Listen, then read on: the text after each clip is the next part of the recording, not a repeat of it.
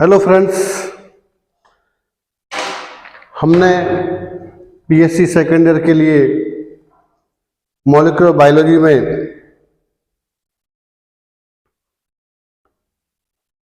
DNA repair हम पढ़ रहे थे।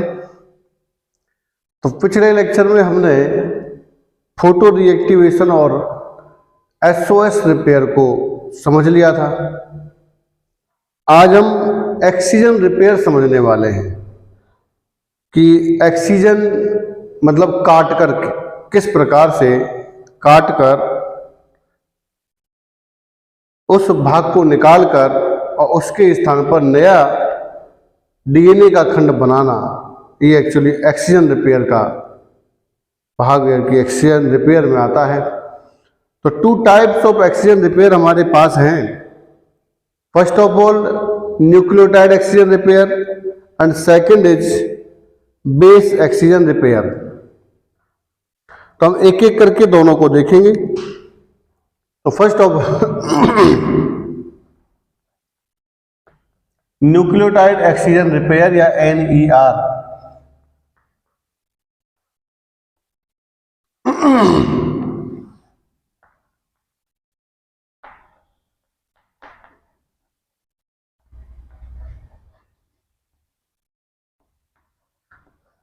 Nucleotide excision repair.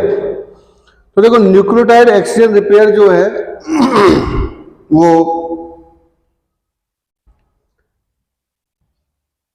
पराबैंगनी किरणों के प्रभाव से इनके थायमिन डाइमर बन जाए तो भी हम इसका उपयोग कर सकते हैं। अगर डीएमिनेशन हो जाए तो भी हम इसका उपयोग कर सकते हैं। और अगर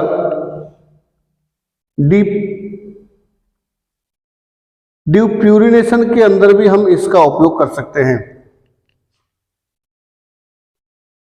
डिप्यूरिनेशन के अंदर भी हम इसका उपयोग कर सकते हैं, यानी कि इसमें एक्सीजन रिपेयर है।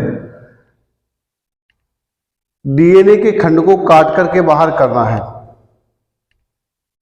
तो थायमिन डाइमर का तो मैंने कल आपको बताया ही था कि किस प्रकार से थायमिन डाइमर को अलग किया जाता है।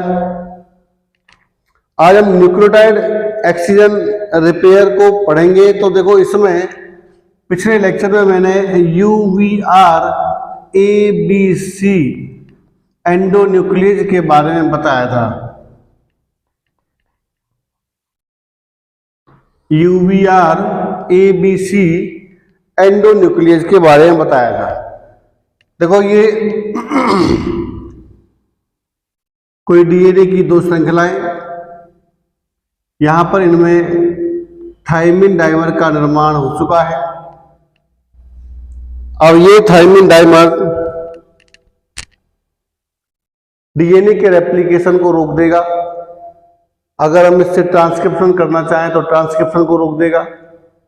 तो जब ये दोनों प्रोसेस रुक जाएंगी तो फिर आगे फर्दर सेल डिवीजन नहीं होगा। तो इसलिए इस थायमिन डाइमर को बाहर निकालना बहुत जरूरी होता है। तो देखो, न्यूक्लियोटाइड एक्सीजन रिपेयर के अंदर हमारा UVR ABC सिस्टम काम करता है। तो ये हम पिछले लेक्चर में देख चुके हैं कि A के दो मॉलिक्यूल होते हैं, B के भी दो मॉलिक्यूल होते हैं। ये डीएनए को दोनों रैप, यानी कि जो B होता है वो डीएनए को रैप कर लेता है। फिर एक C आता है, UVRC, जो एक एंडोन्यूक्लियेज एक्टिविटी होती है। एक्चुअली C की एंडोन्यूक्लियेज एक्टिविटी। तो UVRA और UVRB ये एटीपेज होते हैं। C जो है वो एंडोन्यूक्लियेज एक्टिविटी होती है। तो C के आते ही A बाहर निकल जाता है, अब B और C रह जाते हैं। अब देखो, इससे एंडोन्यूक्लियेज का मतलब है कि ये फॉस्फोडाइस्टर बॉन्ड को तोड़ देता है, यानी कि यहाँ पर जो बॉन्ड्स बने हुए हैं ये इस तरह से, और थायमिन बॉन्ड्स, ये थायमिन के बीच में अलग से बन गया है।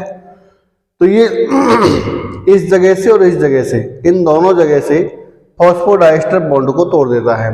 अब वही UVRD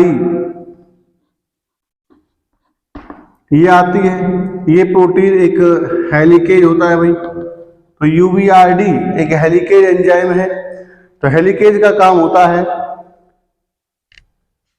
इस श्रृंखला के हाइड्रोजन बॉन्ड्स को तोड़ना, जिससे जो थायमन डाइमर वाला पोर्शन है वो अलग हो जाए, थायमिन थायमिन का डाइमर जो है वो यहाँ पर है, ये अलग हो जाए और श्रृंखला जो है वो इस तरह से बनी रहे, इस तरह से, इस तरह से। अब वही डीएनए पॉलीमरेज फर्स्ट और डीएनए पॉलीमरेज और डीएनए लाइगेज, एक श्रृंखला यहाँ पर 3' होगी, तो वो 3' श्रृंखला पर यहाँ डीएनए पॉलीमरेज फर्स्ट आता है और फर्स्ट जो है वो यहाँ पर न्यूक्लियोटाइड का निर्माण कर देता है इस तरह से। और अब यहाँ पर डीएनए लाइगेज आता है और वो डीएनए लाइगेज इस जगह फॉस्फोडाइस्टर बॉन्ड का निर्माण कर देता है और इस प्रकार से डीएनए की श्रृंखला एकदम सही हो जाती है। जैसे nucleotide exchange repair, nucleotide exchange repair, इस रिपेयर मैकेनिज्म को पढ़ने के लिए या समझने के लिए आपको पिछले लेक्चर को देखना बहुत जरूरी है, जहां पर मैंने बताया है यूवीआर एबीसी एंडोन्यूक्लियेज मॉडल कैसे काम करता है। Next is BER, base exchange repair.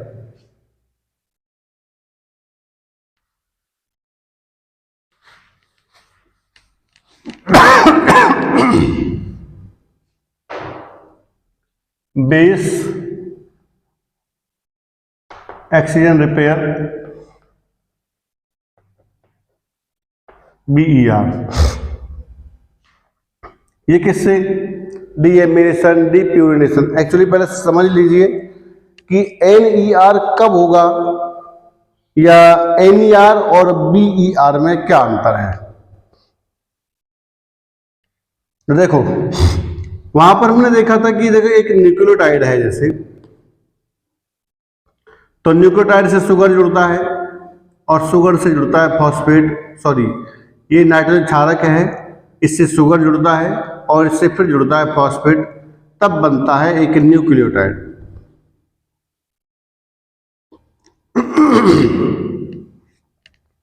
तब एक न्यूक्लियोटाइड बनता है। पिछले जो एनईआर था, न्यूक्लियोटाइड एक्सचेंज रिपेयर, उसमें हमने पूरे न्यूक्लियोटाइड को ही तोड़ दिया था, अलग कर दिया था, ठीक है, क्योंकि वहां पर थायमिन डाइमर था। देखो फोटो रिएक्टिवेशन में थायमिन डाइमर को बॉन्ड रीअरेंजमेंट यानी कि बॉन्ड को तोड़कर ही सही किया जाता है, थायमिन को हटाया नहीं जाता है, वो डायरेक्ट रिपेयर है। जबकि एनईआर में और बीईआर में यहाँ पर, यानी कि एनईआर के अंदर आपने देखा कि यूवीआर एबीसी मॉडल किस तरह से थायमीन को पूरा हटा देता है, उसके स्थान पर दूसरे ही न्यूक्लियोटाइड बनाता है। अब बी, ये तो था न्यूक्लियोटाइड एक्सचेंज रिपेयर, यहाँ पर अगर गलत हो गया है तो एनईआर के अंदर हम पूरा ही न्यूक्लियोटाइड हटा देंगे, कुछ रखेंगे नहीं।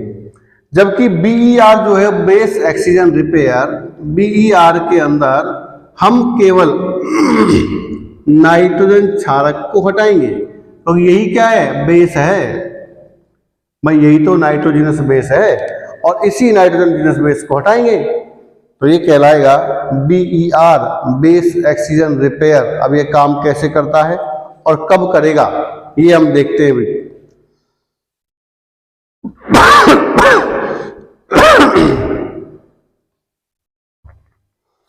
देखो कब कब करता है काम। एक तो डीएनए का ऑक्सीडेशन, सॉरी डीएमिनेशन हो जाए, डीएनए का डीएमिनेशन हो जाए तो उस कंडीशन में ये काम करता है। तो डीएनए का deamination, deamination of DNA, deamination of DNA, जब डीएनए डीएमिनेशन होता है तो फिर देखिए क्या होता है और किसकी वजह से हो सकता है। तो डीएनए का डीएमिनेशन नाइट्रिक ऑक्साइड की वजह से हो सकता है। Nitric oxide, nitric oxide DNA के अंदर डीएमिनेशन पैदा कर सकता है। और this is the lesion in the DNA, यानी कि जब ये नाइट्रिक एसिड के साथ टच में या फिर किसी तरह से इसके संपर्क में आता है तो निश्चित रूप से डीएनए का डीएमिनेशन हो जाता है। और डीएमिनेशन होने के तरीके देखिए, अगर एडेनिन का डीएमिनेशन होता है, यानी कि एडेनिन में से अगर NH2 निकलता है तो NH2 का निकलना ही तो डीएमिनेशन होगा। तो यहाँ पर ये हाइपोजेंथिन का निर्माण करता है। अगर एडेनिन का डीएमिनेशन होता है तो हाइपोजेंथिन बनता है। अगर ग्वानिन का डीएमिनेशन होगा, ग्वानिन का डीएमिनेशन होगा तो फिर इससे जेंथिन बनता है। अगर साइटोसिन का डीएमिनेशन होता है, अगर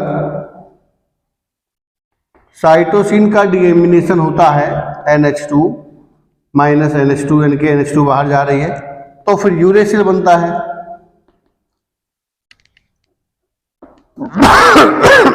तो इस प्रकार से ये जो नाइट्रोजन बेसिस हैं, ये नाइट्रोजन बेसिस NH2 यानी कि डीएमिनेशन पर इस प्रकार से बेस देते हैं, यानी कि ये इन्हीं के डेरिवेटिव हैं।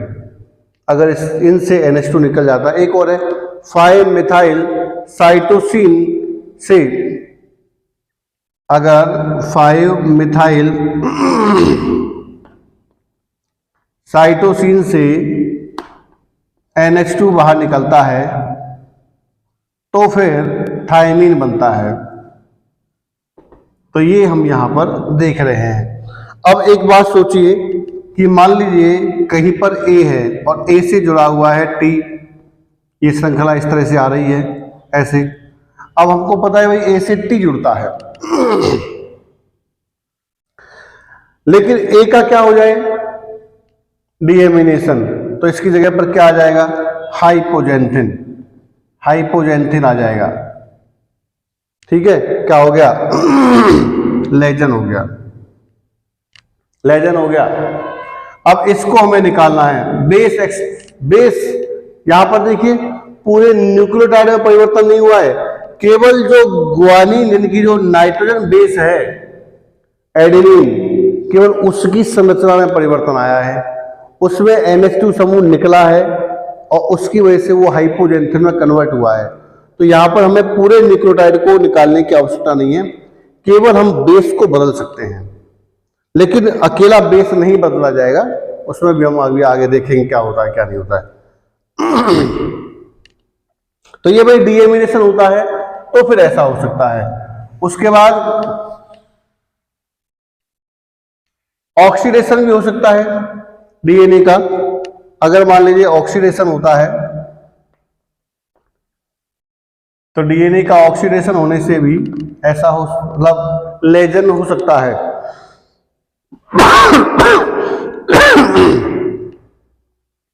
जैसे मान लीजिए ग्वानिन है,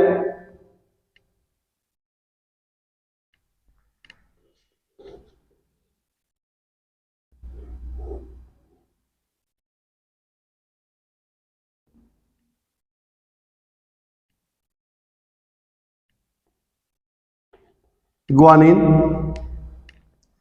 ये NH2 इस तरह से, और ग्वानिन में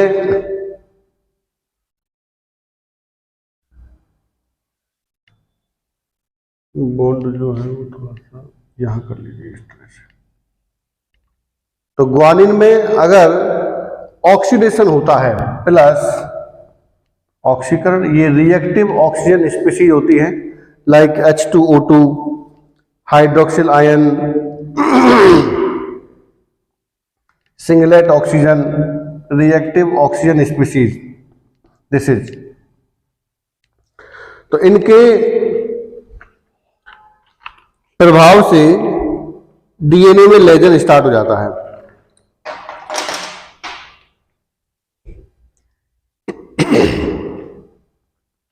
इनके प्रभाव से डीएनए में लेजन स्टार्ट हो जाता है। तो देखो यहां पर हाइड्रोजन होता है और हाइड्रोजन होने के बाद ये इसकी जो कंडीशन है वो ऐसे हो जाती है भाई,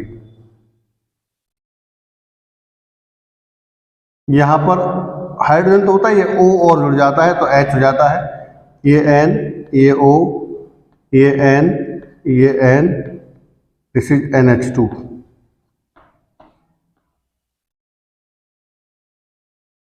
लेकिन अब ये बंद के इलेक्ट्रॉन चले जाएंगे तो यहाँ से हट जाता है, तो ये बन जाता है अल्टर्ड बेस है 8 हाइड्रोक्सिल गुआनिन, ये गुआनिन है और अब बन जाता है 8 hydroxyl guanine. Okay, 8 hydroxyl guanine.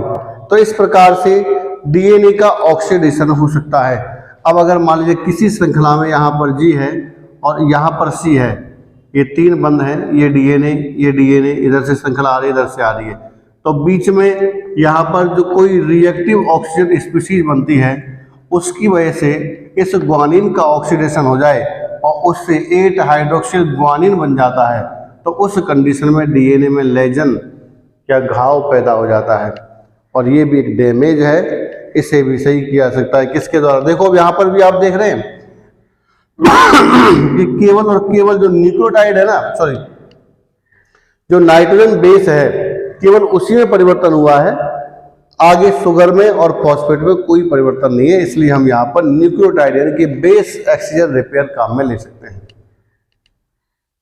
एक होता है भाई डीप्यूरिनेशन, कि किसी स्थान पर से रेडिएशन के द्वारा, रेडिएशन और फ्री रेडिकल्स के द्वारा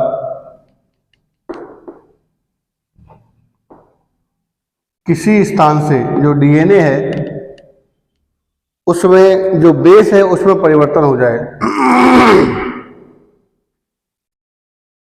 या हम ये कह सकते हैं कि जो प्यूरिन या पिरिमिडिन या प्यूरिन है वो उस जगह से रिलीज हो जाए, तो उस कंडीशन में भी हम BER काम में लेंगे। यहाँ भी देखो प्यूरिन नाइट्रोजन सारा घट रहा है और कुछ नहीं घट रहा है।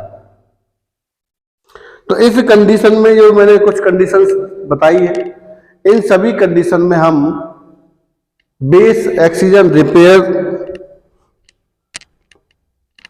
मैकेनिज्म का उपयोग करेंगे।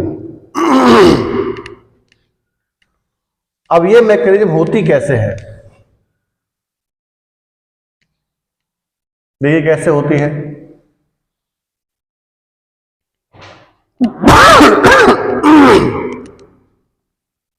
इस मैकेनिज्म में अगर हम देखें तो यहां पर भी हमारे पास 4 एंजाइम काम में होते लाए जाते हैं। एक तो है ग्लाइकोसाइलेज, एक तो ये एंजाइम है ग्लाइकोसाइलेज, क्योंकि हमको पता है कि नाइट्रोजन बेस और शुगर के बीच में ये जो बंध है ये ग्लाइकोसाइडिक बॉन्ड है, और जब ये ग्लाइकोसाइडिक बॉन्ड टूटेगा तब जाकर के ही ये नाइट्रोजन बेस अलग होगा। तो सबसे पहला एंजाइम तो होता है ग्लाइकोसाइलेज एंजाइम। उसके बाद दूसरा एक एंडोन्यूक्लियेज, दूसरा चाहिए हमको एक एंडोन्यूक्लियेज, और एंडोन्यूक्लियेज यहां पर होता है भाई एपिलायस। ये अब जब एंडोन्यूक्लियेज है, देखो मैं बता रहा हूं आपको कि जैसे ये एक डीएनए की श्रृंखला है, ये दूसरी श्रृंखला है। अगर मान लीजिए डीएनए में यहां पर कोई लेजन पैदा होता है तो केवल इसी जगह से नहीं तोड़ा जाएगा, हम इसको 8 से 10 न्यूक्लियोटाइड के स्ट्रेच में तोड़ते हैं, जिससे इस जगह पर आसानी से नई श्रृंखला का निर्माण किया जा सके।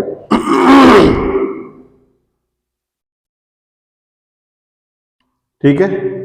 तो अब दूसरा है एंडोन्यूक्लियस, तीसरा जो DNA polymerase first,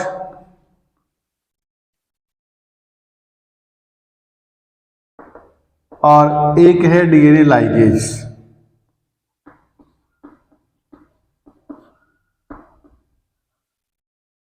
DNA ligase, तो जो एंडोन्यूक्लियस का जो प्रभाव होता है उसका विपरीत प्रभाव होता है डीएनए लाइगेज का।